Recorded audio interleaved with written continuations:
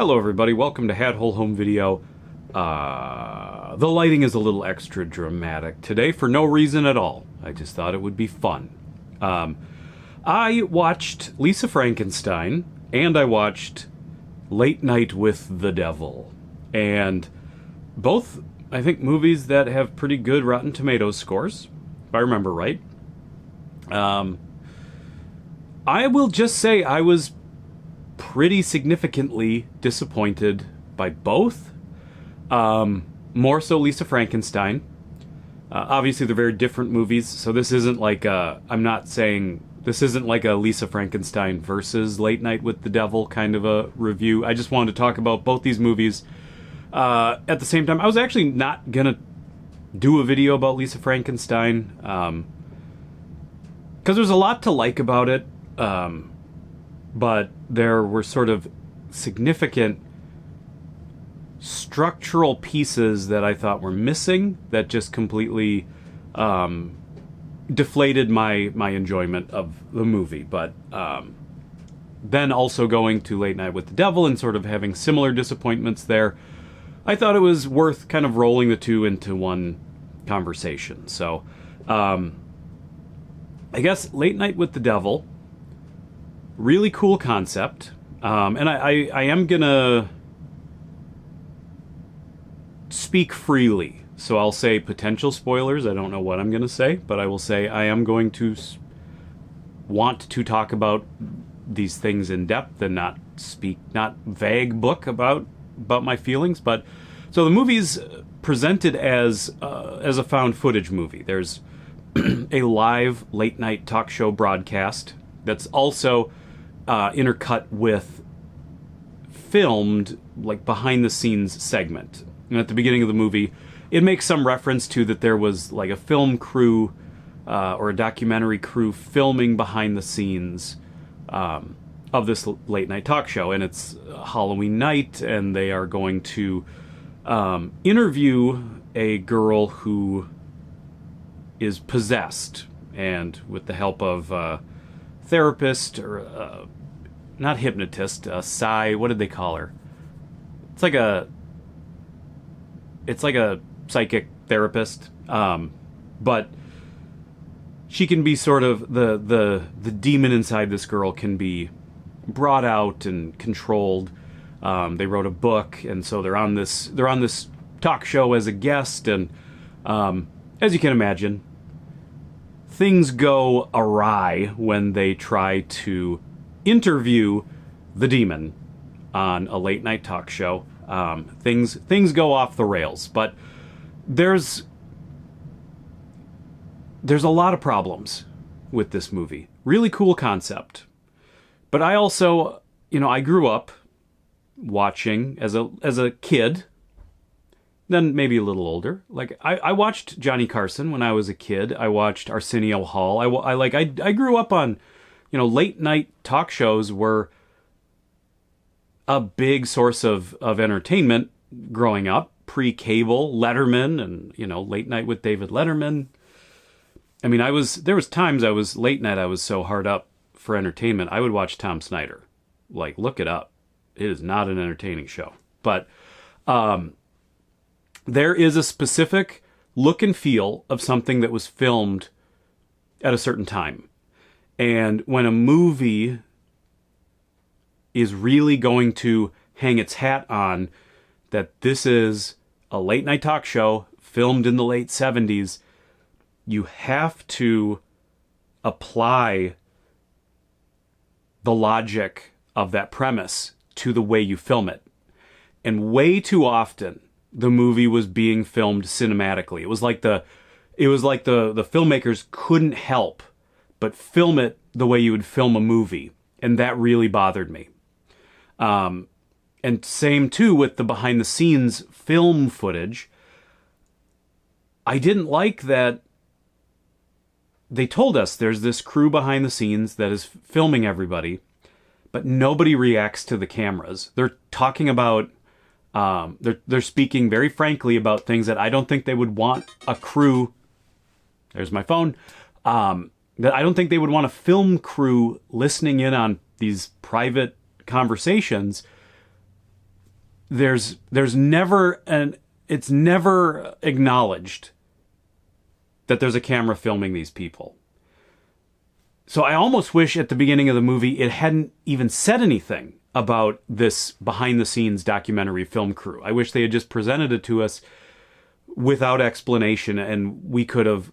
And maybe that's my own problem. Maybe the explanation, because the explanation doesn't align with the logic and the reality of...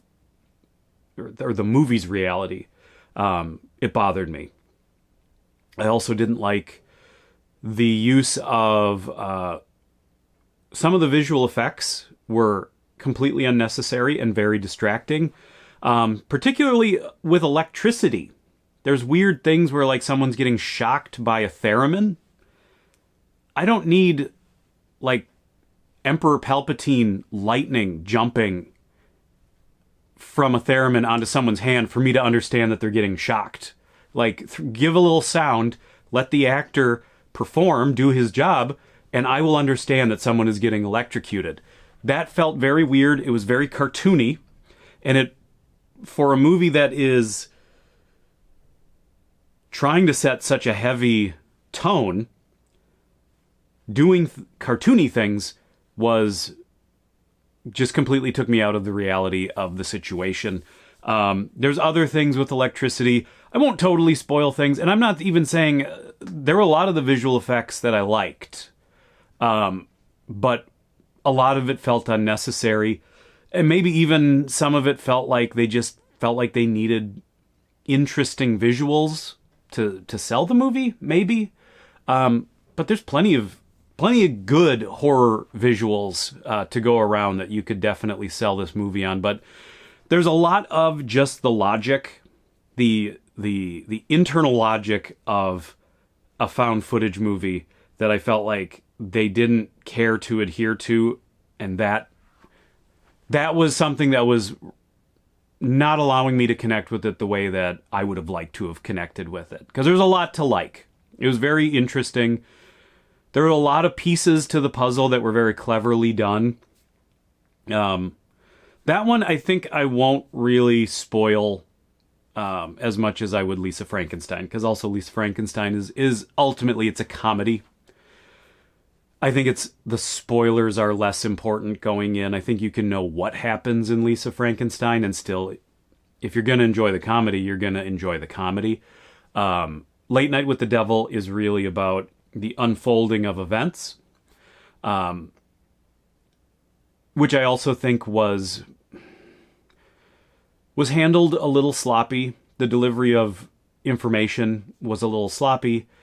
It felt like it spun its wheels a lot, especially with there's a character on the talk show who is a psychic, who is debunking frauds, fraud psychics and fraud paranormal, whoever, researchers.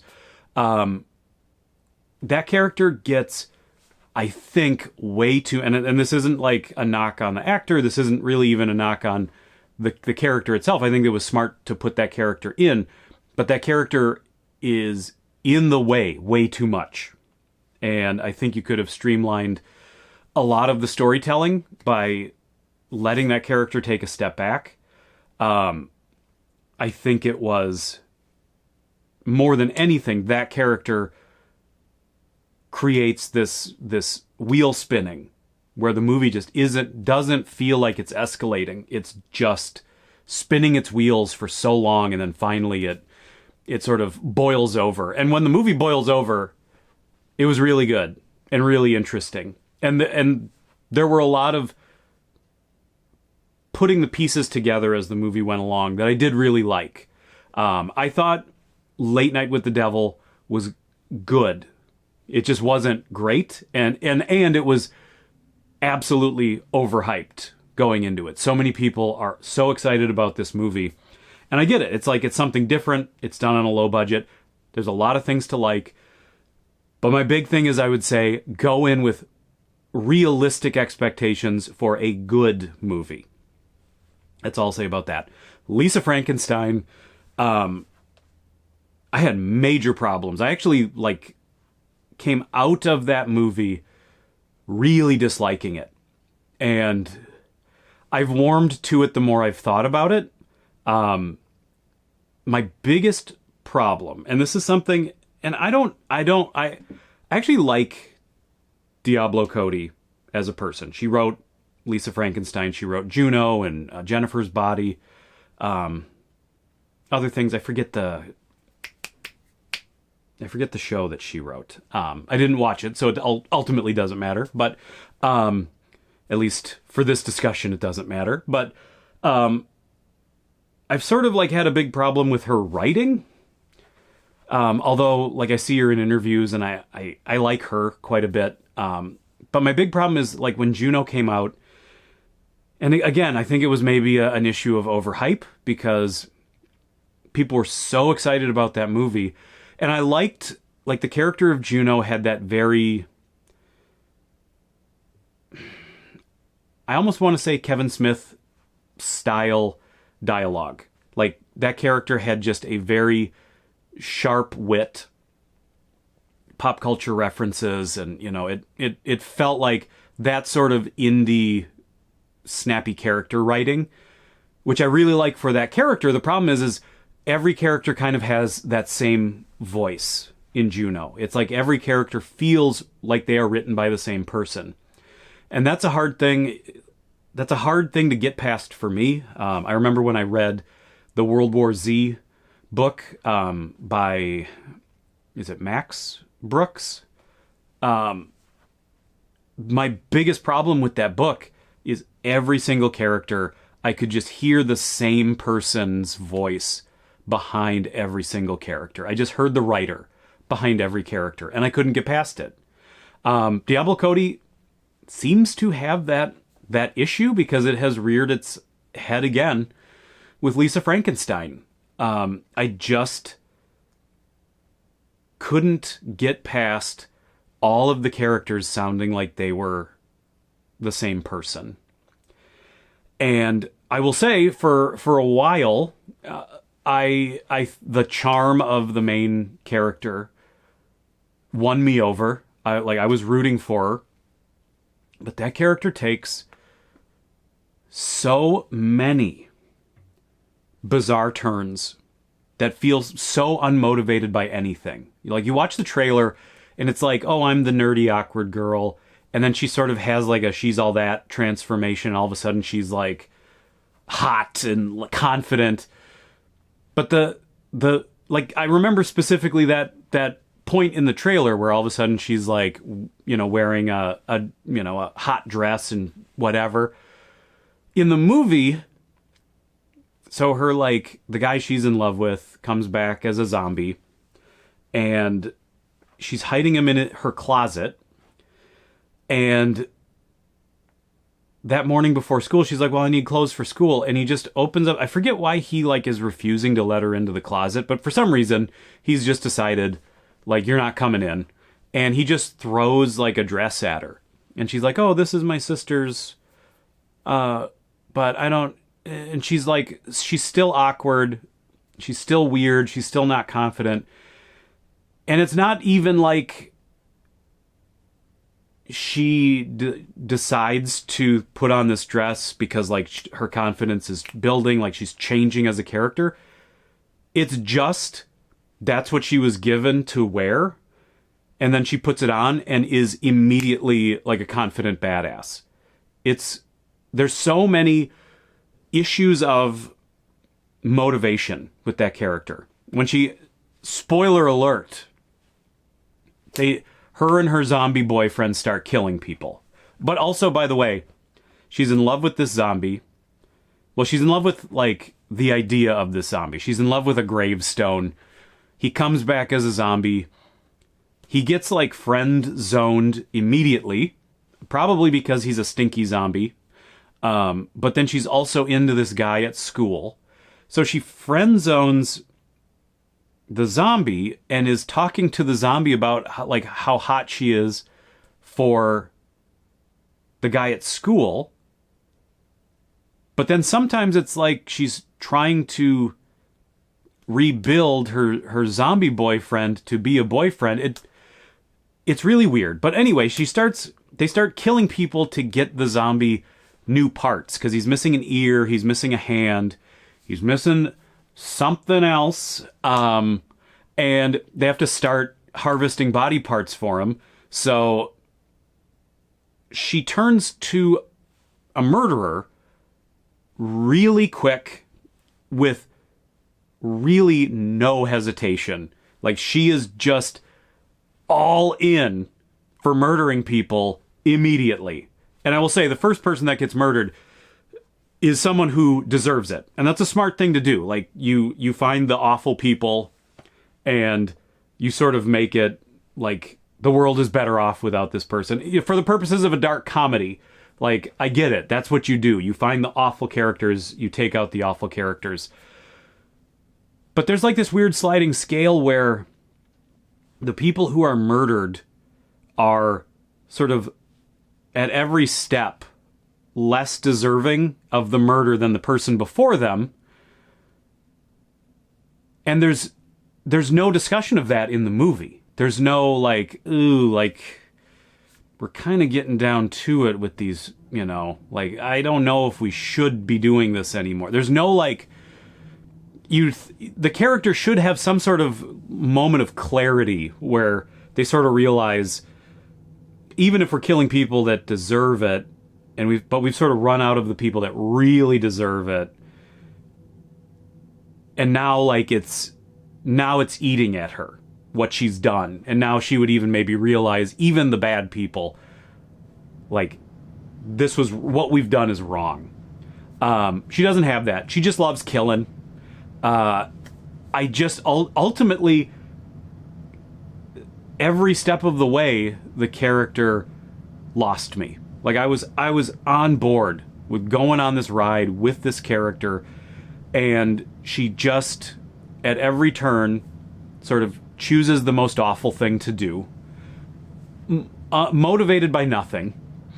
And the other weird thing is they throw in this character of her stepsister, who immediately you can tell, like, she's set up to be like, I'm the beautiful, hyper-achieving stepsister, which in any other movie would be like the villain. Like, that character would be the one to pull some awful prank and humiliate your main character. And purposefully, I'm not saying that the movie, like, the movie purposely subverts that, and I think that is cool, actually, and I liked that through a lot of the movie, that the beautiful, hyper-achieving stepsister really loves the main character and is genuinely trying to include her, to be a good sister, to like make a family with this person. And the weird thing is the movie sort of treats her like a villain, or not even the movie, the main character treats her as a villain until the very end. And then there's a really sweet moment where, like, sort of everything has come to a head, and it's sort of right before our star-crossed lovers have to do, like, the big thing that they're gonna have to do. And she has, like, a nice moment with her stepsister, and she says, like, you know, I hated my stepmom, and I always thought of you as like a mini version of her, but you're not. Like, you tried to include me, you tried to look out for me, and I see that, and thank you, and I love you. And that was a really nice little moment. But again, this character has made so many poor choices, has also ultimately done such horrible things to and around her stepsister at this moment. It's like a deeply traumatizing moment for the stepsister. So that sweetness of that moment is really lost, is really not handled correctly. Yeah, it's... I guess I should talk about what I liked. about Lisa Frankenstein. And I will say, the direction, I know this was directed by Robin Williams' daughter Zelda Williams, who I followed for a long time on Twitter, and who I really like as a person. I don't remember why I unfollowed her at some point, but the direction was pretty solid. Visually, I really like the movie. I think obviously there's all the 80s nostalgia in the fashion and sort of the home decor, and there's that 80s throwback to so much of the movie visually. I of course am going to really like that and respond to that, but I think especially for a comedy, like, you just have to, like, there's visual gags, there's sight gags, there's the way you frame a shot. The way you frame a shot can become a joke, I guess, is what I'm trying to say. And this movie has a really good sense of where to put the camera and where to point the camera. And there was a lot that I liked in terms of the direction, and I think I'm excited to see kind of what the next projects are from Zelda Williams. I hope they're interesting. I hope they are like things that are allowed to have a vision, because there was a lot to like visually, and same with the cat. It was a really good. It sucks because so much of it just comes down to this, like, story structure and motivations, character motivations. The storytelling motivations were just so sloppy, so absent. Motivation was so absent in all change within this movie. The way the characters change, the way the situation unfolds, everything was so unmotivated by anything. But the actors are all charming. Visually, I really like it. Like, there was stuff to hang your hat on, and I think maybe in a different mood, I would have, like, got on board with this movie a little bit more. That, maybe in the theater, if I was in a full theater and people were laughing and people were having a good time, I think that added experience would probably have been enough to, like, push me a little in a different direction. I would still have all these same problems, but I would probably be able to let some of it go, not nitpick it all to death. But there you go. I guess I've rambled on long enough about all these movies. I've got it out of my system. I would still say see both of them. I don't think either one, even if I am disappointed, neither is worth skipping or staying away from. I would still give them both a chance. So thank you, everybody, so much for watching. Please, if you haven't, hit that subscribe button. Probably should have said that like 20 minutes ago, but whatever, that's fine. Until next time, I'll see you later. Bye-bye. Until next time, I'll see you later. That doesn't make any sense. Bye-bye. Oh, don't give me none of your aggravation. Had it with your discipline. 'Cause Saturday night's alright for fighting. Get a little action in.